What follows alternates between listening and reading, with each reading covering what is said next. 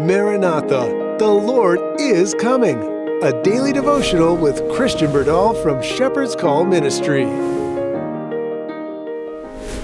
Maranatha, thank you for joining myself and my little Ember. Ember, you have been just such a good little co-host. You know that? You don't speak a lot. She doesn't share much, but, we're thankful that you're here and your cuteness. I think people probably tune in more for you, and that's okay, as long as they tune in. Amen. Let's have a word of prayer together. Father in heaven, please continue to bless us. And we know that this is a prayer that you will fulfill. You will answer. You want to bless us with your Holy Spirit. You want to bless us with understanding. And Lord, we accept it. We desire it. And so we covet that special time with you.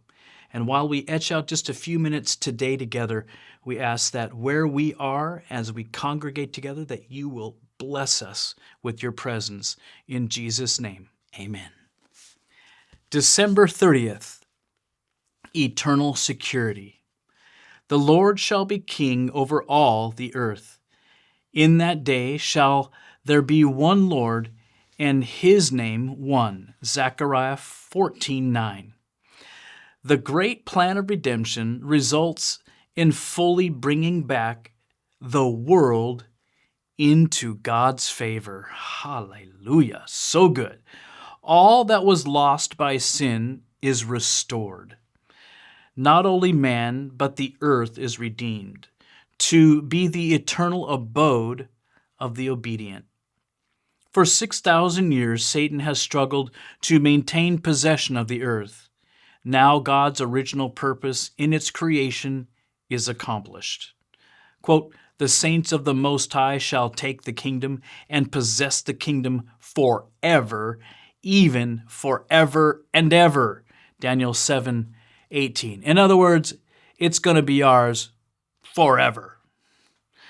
From the rising of the sun unto the going down of the same, the Lord's name is to be praised. Psalm 113:3. In that day shall there be one Lord, and his name one, and the Lord shall be king over all the earth. Zechariah 14:9, our opening scripture. All his commandments are sure. How many? All, that's right. All of them are sure. They stand fast forever and forever. Psalm 111:7 and 8. There is no time in history, there's no time in the future, there's no time in the present where God's law is not in full force, where God's law has been done away, where God's law was nailed to the cross. There are no periods of time where that's the case. Because if there's no law, then there's no lawlessness. If there's no law and there's no lawlessness, then there's no sinners because there's no law to transgress. You see how that works? It's really quite simple.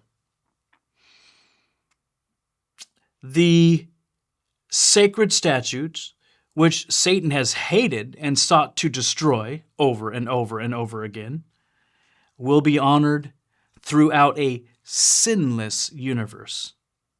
So sinless people are keeping the law. Yeah. Through Christ's redeeming work, the government of God stands justified. Amen, it does. The omnipotent one has made known, the omnipotent one is made known as the God of love. Satan's charges are refuted and his character unveiled.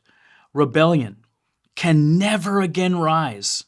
Sin can never again enter the universe.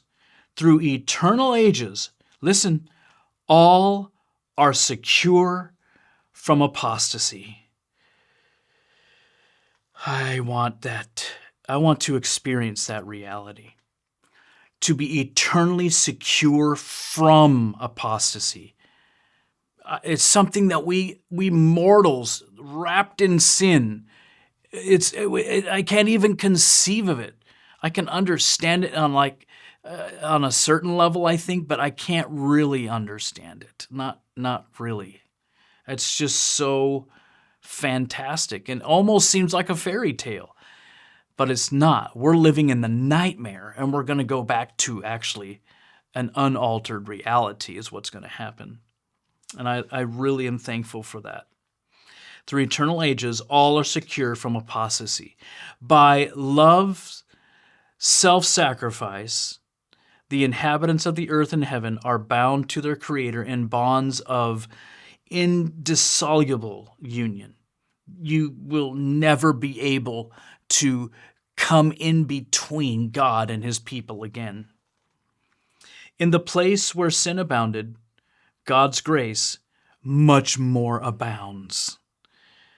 The earth itself, the very field that Satan claims as his, is not to be only ransomed, but exalted.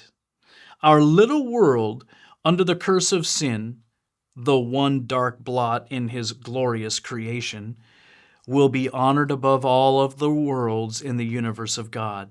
Here, where the Son of God tabernacled in humanity, where the King of glory lived and suffered and died, here, when he shall make all things new, the tabernacle of God shall be with men, and he will dwell with them, and they shall be his people, and God himself shall be with them, and be their God. And through endless ages, the redeemed walk in the light of the Lord. They will praise him for his unspeakable gift, Emmanuel, God with us. Jesus Christ was Emmanuel. Jesus Christ was Emmanuel. He was here on this planet with us. He lived as a man lives, a child lives, and as an adult lives, and he died. He was obedient unto death. The Creator saving the creation by becoming a creation.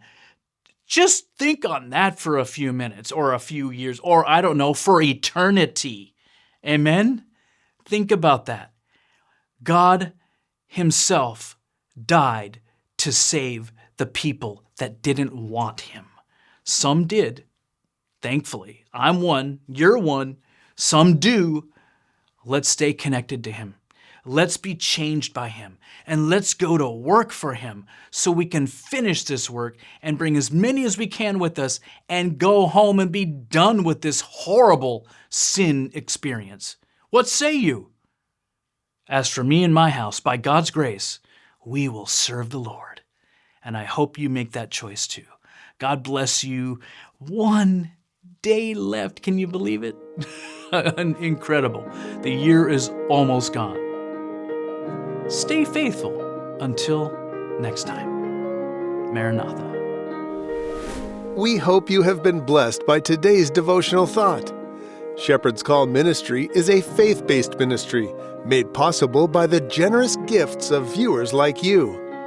Visit shepcall.org for updates, our current and upcoming projects, and online giving. Until next time, may we each respond to the Shepherd's Call.